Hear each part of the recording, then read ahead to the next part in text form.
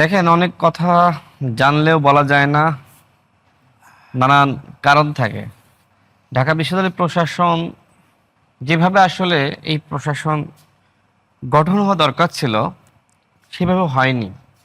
বিভিন্ন দল সেখানে আসলে ভাগ বাটোয়ারা করে নিয়েছে। দলগুলোকে আমি আসলে খুব বেশি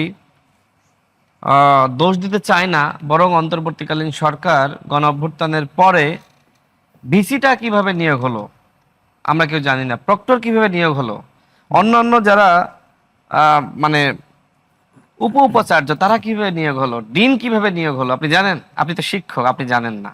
না, এই প্রসঙ্গটা গতকালকে সম্মানিত উপাচার্য কিন্তু বলেছেন তিনি কখনোই জামাত শিবিরের রাজনীতির সাথে সম্পৃক্ত। আমি তো বলছি না যে তিনি কোন দলের সাথে সম্পৃক্ত, কিন্তু আমার কথা হলো গতকালকে কেউ কেউ তুলেছিলেন, তার প্রেক্ষাপটে আমার কথা হলো তিনি কোন প্রক্রিয়ায়, কোন যোগ্যতায়, কিভাবে নিয়োগ পেলেন।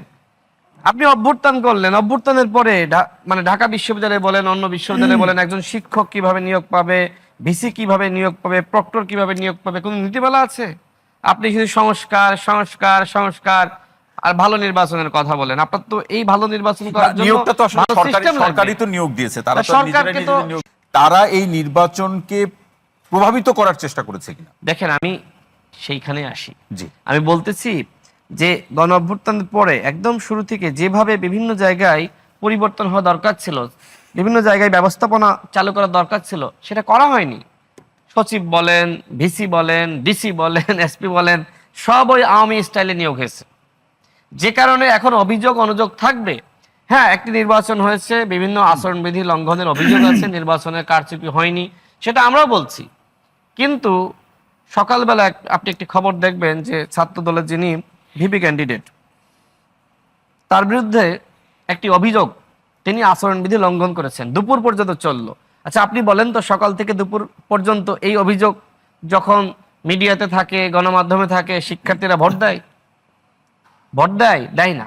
ঠিক এইভাবে কিন্তু বিভিন্ন গুজব ছড়িয়ে, লঙ্ঘনের ওই ইয়াটাও সঠিক না, বিভিন্ন গুজব তা সঠিক না, তো সেটা তো আমি নিজেই জানি, কারণ আমি তো 19 সালে ক্যাডেট ছিলাম, আমি তো জানি যে বিভিন্ন ভোট কেন্দ্রে এইভাবে কিন্তু যাওয়া যায় অনুমতি সাপেক্ষে, এবং মিডিয়াতে পরবর্তীতে সংশোধনী দেওয়া হয়েছে, কিন্তু যা করার তো করে ফেলা হয়েছে। ঠিক এই ধরনের বিভিন্ন প্রপাগান্ডা, অতীতের ভিডিও সামনে আসতেছে যে ডাকসু নির্বাচনের কারচুপি, আগেই ব্যালট পেপার সিল মারা হয়েছে, নানান ফেসবুকে কিন্তু নানান ধরনের গুজব চলতেছে। আগামীকাল জাহাঙ্গীরনগর বিশ্ববিদ্যালয়ের নির্বাচন, ইতিমধ্যে সকাল মানে রাত থেকে শুরু হয়ে গেছে গুজব, এই হচ্ছে সেই হচ্ছে, এই ভিডিও সেই ভিডিও, মানে আগা নাই মাথা নাই, মাঝখানে 30 সেকেন্ডের ভিডিও। শিক্ষার্থীরা তো ব্যাপকভাবে বিভ্রান্ত। এই যে গুজব, আপনি কিভাবে মোকাবেলা করবেন? একজন ভালো মানুষকে এইভাবে হারিয়ে দেওয়া হচ্ছে বিভিন্ন অভিযোগ অনুযোগ সৃষ্টি করার মাধ্যমে। কিন্তু ভোটার যখন বিশ্ববিদ্যালয়ের শিক্ষার্থী, গুজব তৈরি করলে তারা সেই গুজবে সহজে পা দিবে এমনটা কি? বিশ্ববিদ্যালয়ের শিক্ষার্থীরা কি গুজবে পা দেয় না? একজন ভিপি ক্যান্ডিডেট ছিল জালাময়ী জালাল, কি ঘটনা ঘটেছে কেউ জানি না, হঠাৎ করে তার উপর মাপ সৃষ্টি করা হলো। আমরা দাবি করেছিলাম যে নির্বাচনের আগে তাকে জামিন দেন, এই ছেলেটিকে আমরা চিনি, তাকে জামিন দেওয়া হলো না, তাকে নির্বাচনের সুযোগ দেওয়া হলো না, কারণ শিক্ষার্থীরা নাকি আবারও মাপ সৃষ্টি করতে পারে সেই ভয়ে।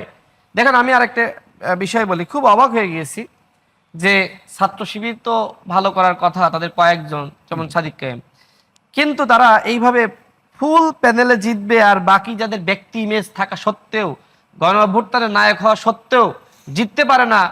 মানে এটা আসলে আমি কল্পনা করতে পারতেছি না কেন এমন হলো।